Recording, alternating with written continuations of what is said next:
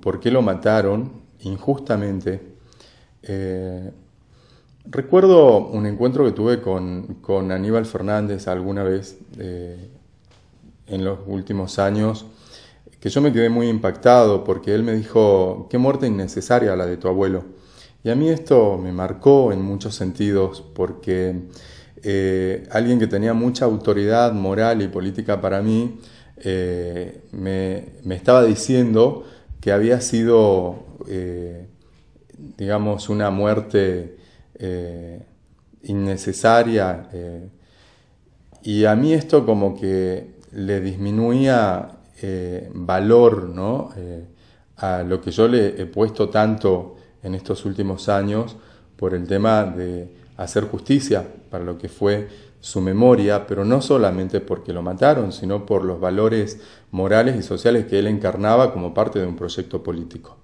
Entonces alguien que venía de ese proyecto político me estaba diciendo que había sido casi como en vano su muerte. Después lo entendí, por supuesto, en su verdadera magnitud, pero traigo esta colación porque creo que a Miguel Ragone lo mataron porque era un tipo que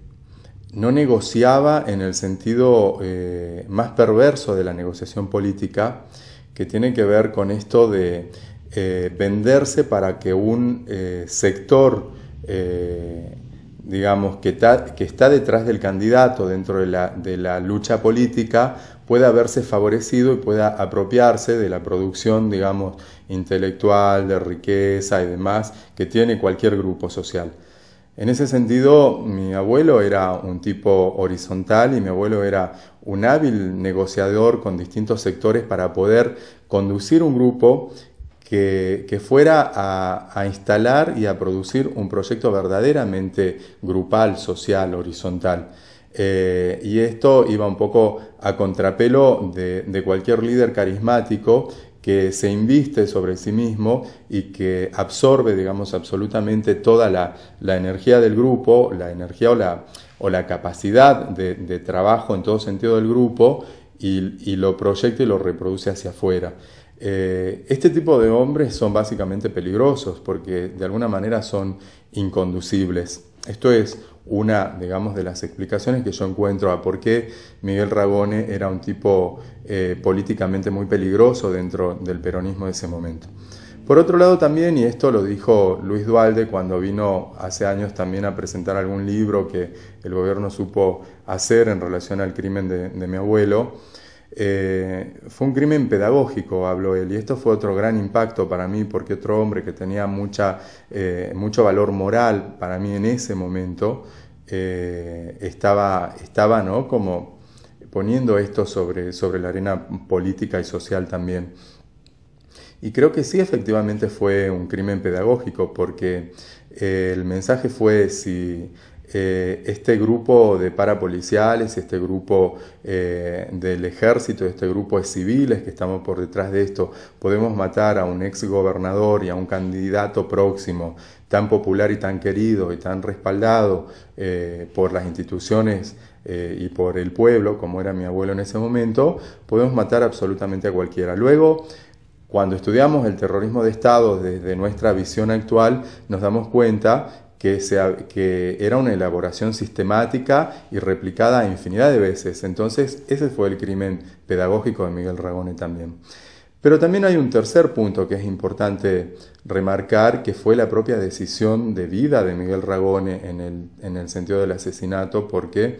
un amigo muy querido de él la noche anterior, antes que lo maten, había venido a advertirle que habían escuchado su nombre en una de las tantas listas negras infames de ese contexto político tan terrorífico que hoy a 35 años lo vivimos como algo lejano, pero me imagino el dolor, el miedo y la incertidumbre de los hombres como mi abuelo en ese momento, que estaban viviendo el proceso. Y mi abuelo decidió no irse, no cambiar absolutamente nada su vida, y la respuesta de él fue contundente y habla, digamos, de un temple, de un tipo de temple de hombre comprometido y heroico, tal vez, en el sentido de su relación con su trabajo, que era la medicina en ese momento. En ese momento él ya no era gobernador, trabajaba en la Clínica Cruz Azul y en el Hospital Miguel Ragone, veía a sus enfermos y demás, toda actividad de cualquier médico profesional.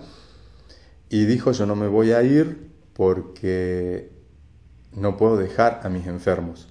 básicamente. Pero además porque tampoco yo hice nada y no tengo por qué irme. Claro, ninguno sabía en ese momento lo que era capaz de hacer, digamos, el mecanismo siniestro que instauró después, ¿no? Días después el golpe. A él lo matan el 11 y el 24 es el golpe. Si fue un crimen innecesario no lo sé. Si fue un crimen pedagógico, tampoco nos lo va a devolver a Miguel Ragone, pero sí el hecho de tratar de silenciarlo lo reprodujo a él infinitamente, porque hoy desde multiplicidad de instituciones que trabajan en la memoria, desde la gente que lo quiso, desde la institucionalidad del propio justicialismo, lo referencian como un hombre que supo marcar un momento de la historia de los salteños en un contexto nacional convulsionado, y bueno, creo que no lo pudieron silenciar finalmente. Y el próximo juicio, que va a comenzar el 5 de abril próximo, nos va a devolver de alguna manera la paz que como familiares necesitamos, pero también como sociedad necesitamos de volver a creer en las instituciones. Entonces, a Miguel Ragone no lo mataron, lo reprodujeron al infinito, y esto es un triunfo que hemos logrado entre todos.